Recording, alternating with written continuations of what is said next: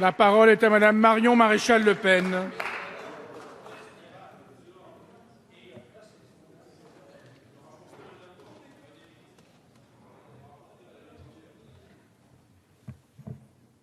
Monsieur le Président, Monsieur le Ministre, Messieurs les rapporteurs, chers collègues. Le monde agricole pouvait attendre beaucoup de votre texte, tant ses ambitions annoncées semblaient grandes, penser l'avenir de l'agriculture française, refondre la politique agricole depuis les années 60, rien que cela. Malheureusement, la déception est à la mesure des attentes. Certes, vous entendez mettre le développement durable et équilibré au centre des politiques agricoles, c'est tout à fait louable, mais le secteur n'avait pas besoin de nouveaux comités Théodule, de nouvelles procédures complexes et de pétitions de principe difficiles à appréhender pour sortir de la crise qu'il connaît. Et surtout, ce texte évite soigneusement toute réflexion sur la régulation de l'ouverture des frontières, pourtant au cœur du problème. La préoccupation majeure de nos agriculteurs concerne leurs revenus. Or, ces revenus sont conditionnés par les prix de vente de leur production. Une évidence, me direz-vous, pourtant totalement absente de l'actuel projet de loi. En la matière, vous ne faites que remanier, de manière superficielle, la contractualisation imposée contre l'avis d'une majorité de la profession par votre prédécesseur, M. Bruno Le Maire. La contractualisation, censée remplacer toutes les mesures de régulation des prix, anéanties sous la pression de l'Union européenne et de l'OMC, n'est pourtant restée que ce qu'elle est, une vague incantation. Elle a accompagné le naufrage du maraîchage et de l'arboriculture.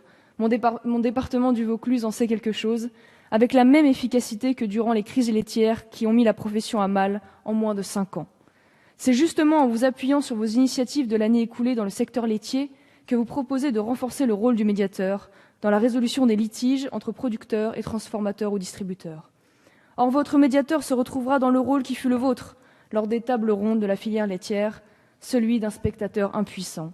Impuissant face aux ravages causés par l'importation non encadrée de denrées agricoles à bas coût, face à la concurrence déloyale extra-européenne et intra-européenne, devant la brutalité dont font preuve des géants de la distribution et de la transformation.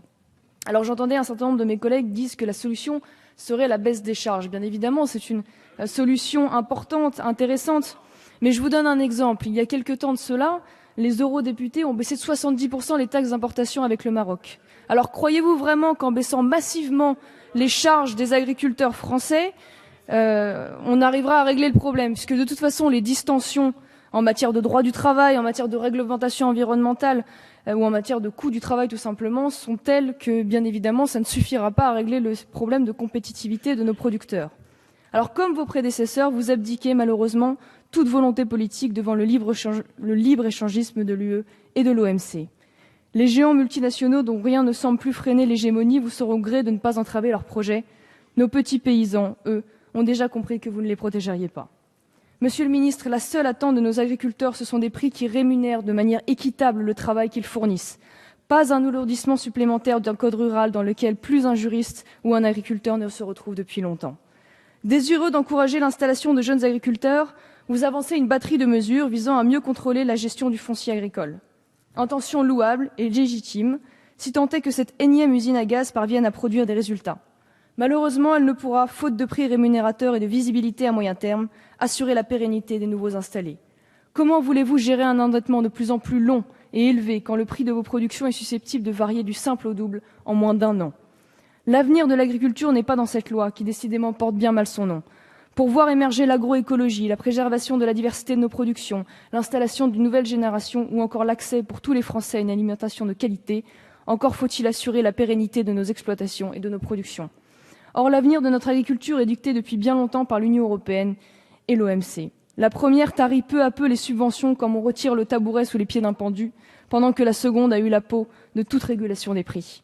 L'inquiétant avenir de l'agriculture française s'écrit actuellement en secret, à l'abri du regard des peuples et des agriculteurs, dans les antichambres feutrées où se négocie le traité de libre-échange avec les États-Unis. Cet avenir, ce sont les OMG, les OGM, la foire aux matières premières, aux traders, les viandes produites et transformées dans des conditions désastreuses et irrespectueuses de la dignité des animaux, le monopole des géants de la chimie et de la malbouffe. Cet avenir, les Français n'en veulent pas. En l'espace d'une année, vous avez réussi à présenter une PAC à l'agonie comme une victoire française, avant de vous lancer dans un saupoudrage des aides en vous appuyant sur des prévisions de revenus qui se sont avérées totalement erronées. La seule véritable victoire serait que la contribution française à l'Europe soit directement versée par nous-mêmes à nos agriculteurs de façon plus juste et plus équilibrée. Vous avez aussi promis aux Français la traçabilité des viandes dans les plats préparés. Pourtant, par la suite, vous avez demandé aux députés de s'abstenir de voter une loi qui l'imposerait, afin de ne pas contrarier la Commission européenne et de ne pas entraver ces fameuses négociations transatlantiques. Comme l'UMP hier, vous êtes les complices d'une politique qui relève de moins en moins de la souveraineté française. L'agriculture et avant tout ces petites exploitations à taille familiale et humaine est une richesse à préserver. Le circuit court, la production locale est un modèle à défendre parce que plus écologique et de meilleure qualité. J'ai pour les hommes et les femmes qui en font leur métier plus d'ambition que les méandres technocratiques de votre texte, et pour cela il faut accepter de remettre en question le libéralisme débridé. Malheureusement, en l'absence de véritables solutions dans votre texte, vous condamnez une fois de plus les Français, les agriculteurs français, à être les grands perdants de la mondialisation. Merci.